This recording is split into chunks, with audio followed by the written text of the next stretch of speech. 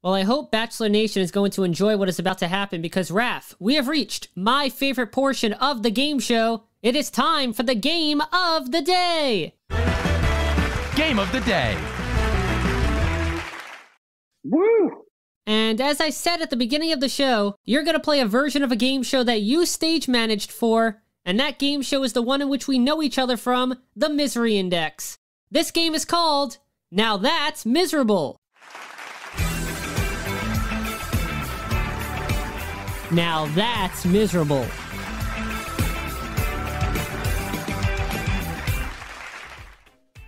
Woo! Now, a little backstory about this specific playing of Now That's Miserable. So I recently had the creators and co-executive producers of the Misery Index on the game show as my special guests, Andy Breckman and the Newmark brothers, Ben and Dan, and they played Now That's Miserable as a head-to-head-to-head competition. But there were a few leftover scenarios not chosen during their playing, and I'm someone who does not like to waste any game material. So we are going to play the remaining 7 scenarios for your game today. All right, let's do it.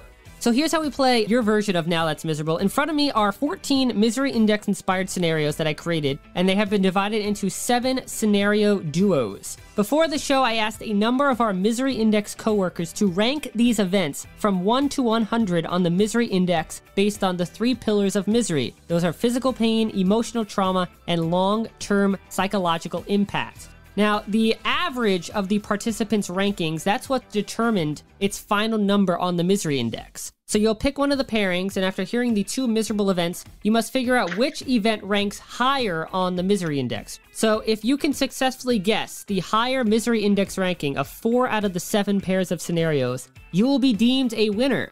All right.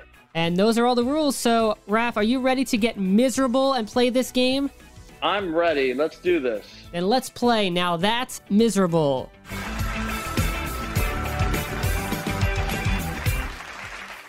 I would cue applause right there. So the audience would be applauding, they'd bring it down, and then the host takes off. Even on a radio show, you know how to properly stage manage. What I do. Before you pick your first number, I'm curious to know, when you're on set stage managing the Misery Index and watching the episode play out, how well do you do? Do you pick a lot of the correct answers? I would put myself at average. I'm not very good at that game, but I would put myself just average. Well, hopefully this game will increase your statistics to above average. Again, the 3 pillars of misery to always keep in mind are physical pain, emotional trauma, and long-term psychological impact. So I have numbers 1 through 7 available. Which number would you like first, Raf? Let's go number 1. Number 1 it is, and here are your 2 scenarios. Remember, you're choosing the one you think ranks higher on the Misery Index. You get run over by a golf cart while walking on a golf course, and you get struck by lightning while on a riding lawnmower. Struck by lightning. Are you locking that in? Locked in. Well, let's see. You got struck by lightning while on a riding lawnmower. That got a 76 on the Misery Index. You get run over by a golf cart when walking on a golf course. That actually got a 60, so you're correct. There we go.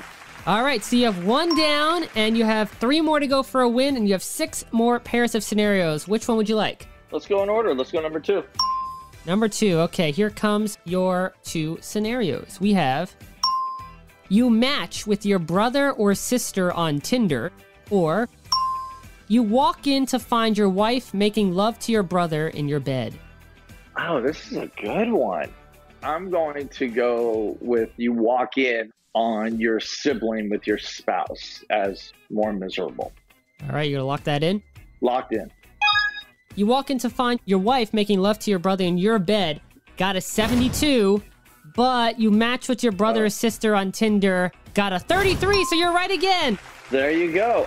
So you have 2 right, 2 to go. Are we gonna go in order with number 3? Let's go in order. Number 3. All right, here comes your 3rd scenario duo. And Raf, this time you have to choose between, coincidentally, you answer the first question incorrectly on Who Wants to Be a Millionaire, or you get 4 X's and get booed off the stage while auditioning for America's Got Talent. I need clarification. Millionaire doesn't air if you miss the first question. Are we saying both of these scenarios are aired on national television? Yes, both of these scenarios have aired on TV. And now you actually brought up something that I didn't know. Are not all the $0 winners aired? Because there have been a few contestants who walked away with nothing during the Chris Harrison run that have aired. I was always under the impression that we don't air that. I didn't realize that they do air people who missed the first question. I assume they did at the beginning of the run, but I got to tell you, when you're on the floor and someone misses the first question, wow, it is so awkward. And often it'll just be people just didn't take their time and they didn't listen. They didn't see one word in the question. But when that happens, I get them off the floor as fast as possible. So I'm going miss the first question on Millionaire. And you're going to lock that in? Locked in. You answer the first question incorrectly on Who Wants to Be a Millionaire. Got a 41. Oh, I think I'm doing bad on this one. You get 4 X's and get booed off the stage while auditioning for America's Got Talent. Received a 43. So I'm sorry, Raf, you're incorrect. Oh, no. I'm still sticking with my answer. I don't care. Because one is subjective talent. The other is you got the easiest question wrong. Anyway, all right. I disagree. But go ahead. You still have 2 correct answers, though, and you need 2 more correct answers to win. And you have numbers 4 through 7 remaining. Okay, let's go with number 4, please. All right, here we go. Here are your choices. We have your seatbelt comes undone while at the top of a roller coaster. Or you ride your bike off the side of a mountain and tumble down to the bottom. I'm going to go with you ride your bike off the side of a mountain, locked in. All right. You ride your bike off the side of a mountain and tumble down to the bottom. Got a 77. Your seatbelt comes undone while at the top of a roller coaster. Got a 71, so you're right. Yes, there we go. You are 3 for 4. Only 1 more correct answer you need to win, and you have 3 tries at it. So are we going to do number 5? Yes, sir, we are. Number 5. Okay, here are your choices. We have a crystal chandelier falls on you and breaks your neck. Or you puncture your throat while sword swallowing. Jesus Christ. I'm going to say a crystal chandelier falls on you and breaks your neck is worse. Locked in. All right, this is potentially for the win. A crystal chandelier falls on you and breaks your neck. Got an 83. You puncture your throat while sword swallowing. That got an 81, so you won! Yes!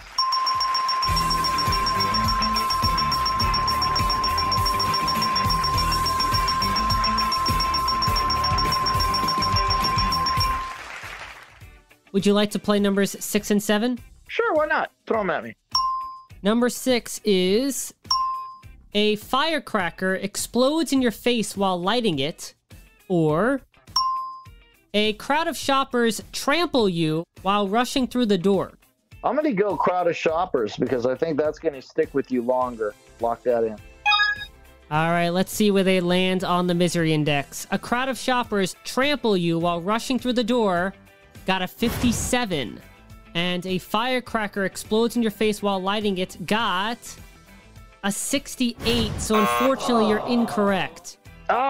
So this was the last one. Try to make it 5 for 7. The choices are: you throw away a multi-million-dollar winning lottery ticket, or your wedding ring falls off your finger and rolls into a sewer.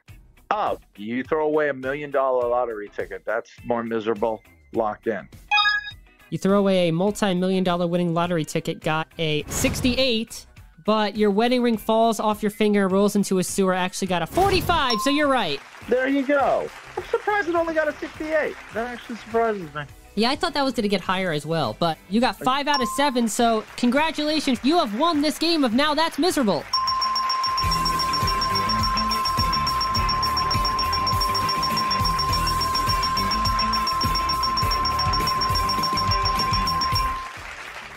Yay, cue applause, applause, applause, applause. All right, usually you would tag it out and you would end the show and you would thank everyone and say, I'm Bradley, but we will bring the applause down to hear what you got to say.